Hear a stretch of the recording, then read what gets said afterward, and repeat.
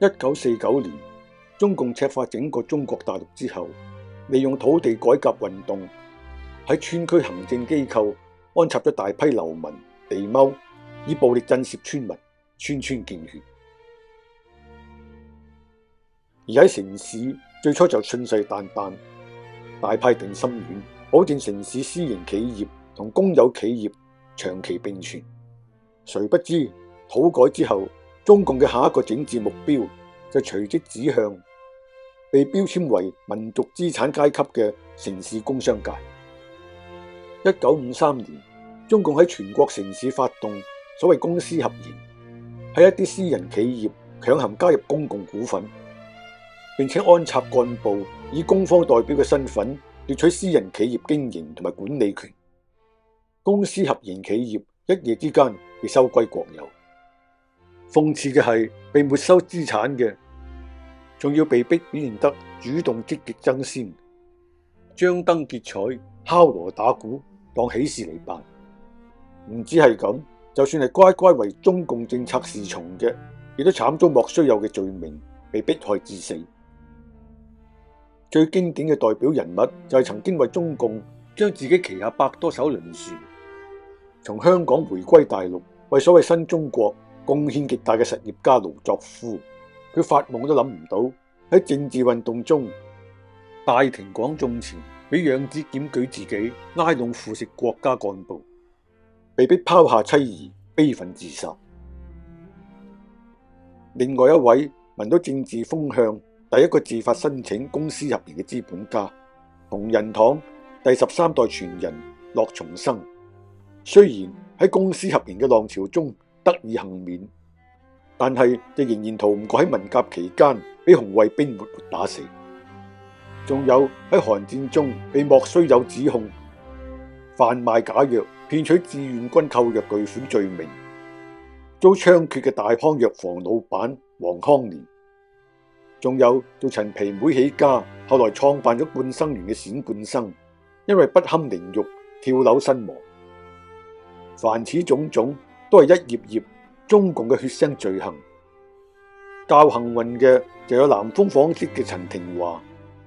環球航運嘅包玉剛、東方海外嘅董浩雲等等赫赫有名嘅資本家。佢哋高瞻遠矚，南逃到香港避過一劫，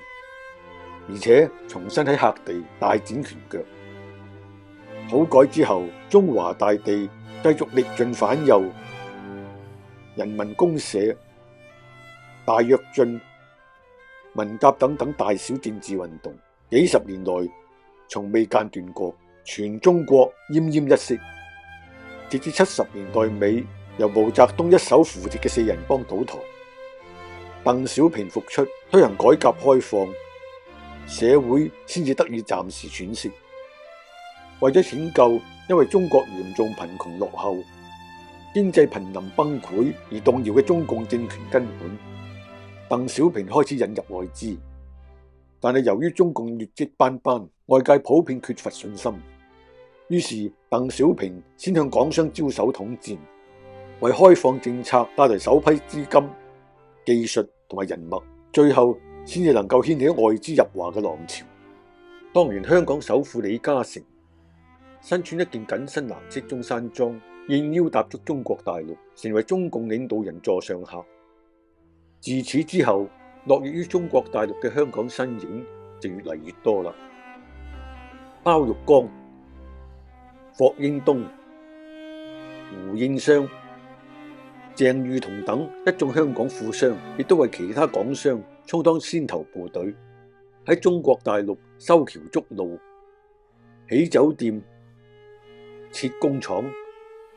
辦學校、搞地產、引進現代管理技術等等，為改革開放揭開序幕。而中共亦都為咗統戰投桃報李，給予呢啲富商喺香港營商嘅廉價午餐。1989年89民運引發中共六四屠城慘案，中共被西方國家制裁，政權搖搖欲墜。但係就有時任美國總統布殊頂住西方國際制裁中共嘅壓力，協助中共渡過難關，並繼續行使對中共嘅綏靖政策。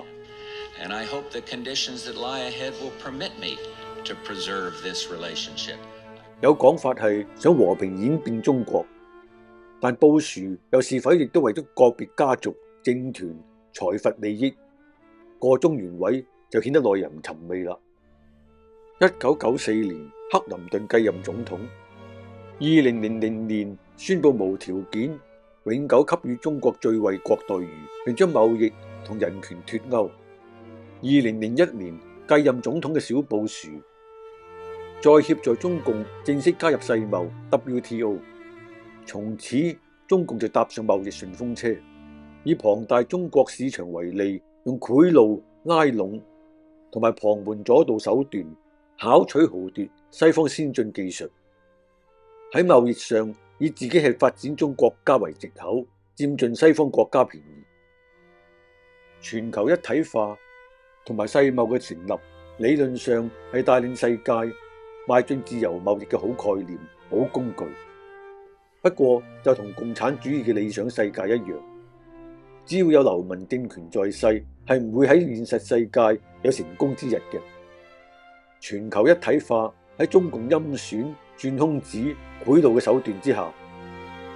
成為西方大財團建制內當權派犧牲國家利益，勾結中共黨團，共同剝削壓榨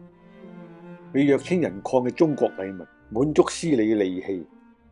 使到中國遍布榨取小民廉價勞動力嘅血汗工廠，亦都使到西方國家因而實業空洞化。仲有西方社會應對地球氣候暖化嘅環保議題，若果冇中共等流氓國家嘅配合，亦都只能夠係唔會成功嘅偽命題。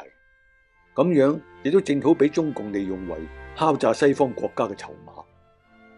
2012年，中共習近平上台，誤判所謂東升西降、大國崛起時機成熟，反向走毛澤東路線回頭路。對外大舉擴張，推行所謂一帶一路，全力推動國家機器補貼生產，人為製造產能過剩，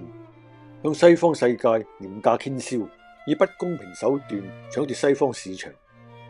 內部則大搞國進民退，以反腐打貪為名，變相從事公私合營故技，搶奪民產。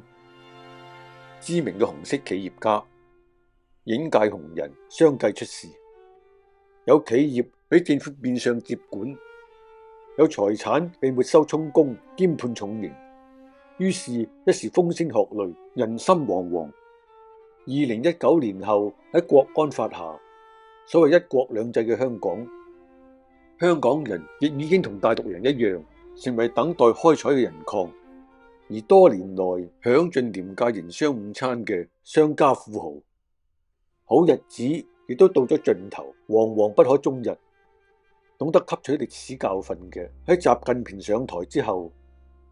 早就部署撤資大陸同香港。心存僥倖嘅，就成為習近平為公私合營招魂下，等待被宰割嘅韭菜。